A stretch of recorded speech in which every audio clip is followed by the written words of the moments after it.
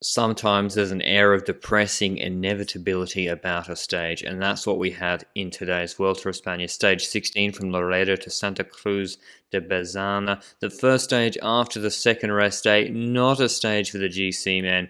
Fabio Jakobsen is the quickest man here. There are some hills upon which teams could try and put him under pressure. They were a little bit far from the finish, but if they didn't drop him, he'd be close to impossible to beat at this finish. Already the winner of two stages, and Jasper Philipsen no longer at this Vuelta a España. Pretty strong break went with Stan de Wolf. He's a 23-year-old Belgian on As You Deserve Citroën. He's a man to watch out for, as well as, of course, Quinn Simmons. Quick step immediately to the front, controlling things for Jakobsen in green.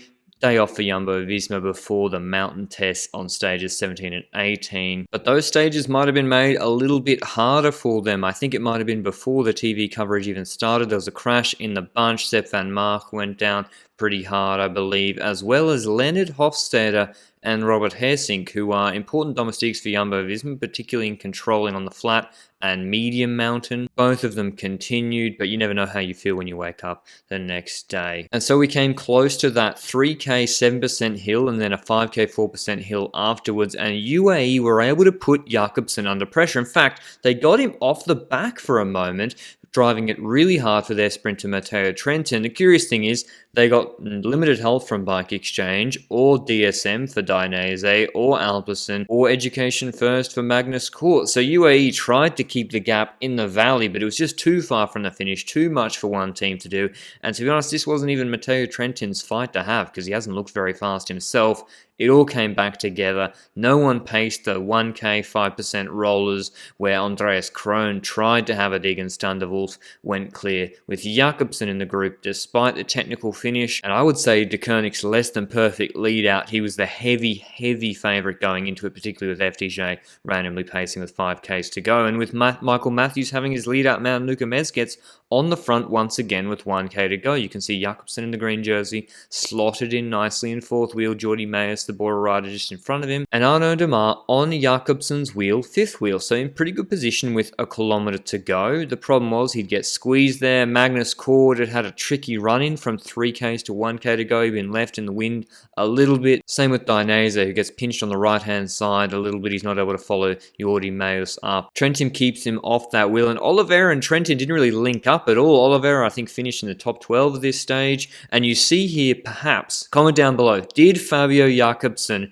shouting at Seneschal after he won the stage the other day cause, I think, Van Leeuwenberger to slow up through this corner because Jakobsen's off Krieger and Matthews and Meeus' wheel? Because the quick-step lead-up man, he certainly was thinking about having a dig. It might have even been the right thing to do, but he waited up for Krieger to, I guess, lead out the ghost of Jasper Philipsen, who might still be quicker than Sacha Modelo, who's nowhere in the picture, and that lets Jakobsen come back on Meeus' wheel. We've got a sweeping right-hand bend coming up, really technical finish, and we knew at this point already, Jakobsen third wheel, getting a lead out probably from Meeus, who's a big guy, and open space on his right-hand side because Matteo Trentin is unable or unwilling to box Jakobsen in at this point, jumping, if he can get next to Jordi Meeus, he'll have Jakobsen boxed, and with Jakobsen able to open up into clear space with 150 meters to go, this was a wrap. So the stage played out as one would expect if you don't keep Jakobsen off the back once you do drop him. He won this by over a bike length. Not a perfect lead out for him either. His team did a good job keeping him in the group, bringing him back after he did get dropped, but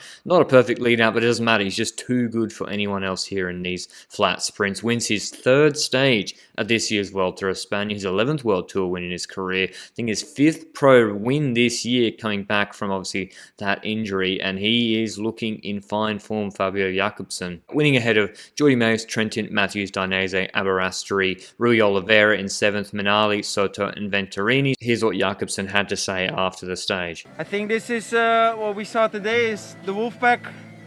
I was dropped on the climb. The guys wait for me.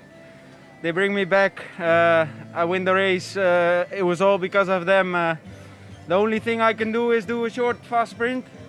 And they did everything else today. Also, I like to take this moment. This is my third victory.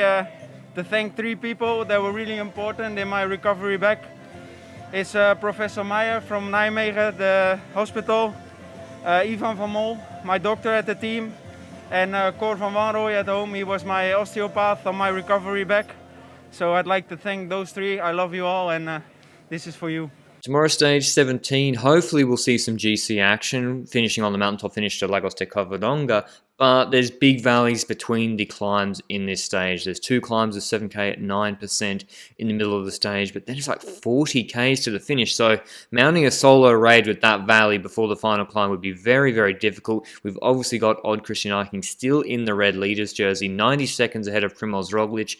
With the TT to come, that's just not a concern for Roglic at all, but for teams like Bahrain, or maybe even Movistar or Ineos, if they've got podium ambitions, 3.5 and 4 minutes won't just disappear automatically. Someone is going to have to pace on these mountain stages. So hopefully we do see some GC action tomorrow, but likely confined to that 12k mountaintop finish. But I hope you enjoyed the video. Simple sprint stage once again for Fabio Jakobsen, and I'll see you with the stage 17 recap tomorrow. Ciao.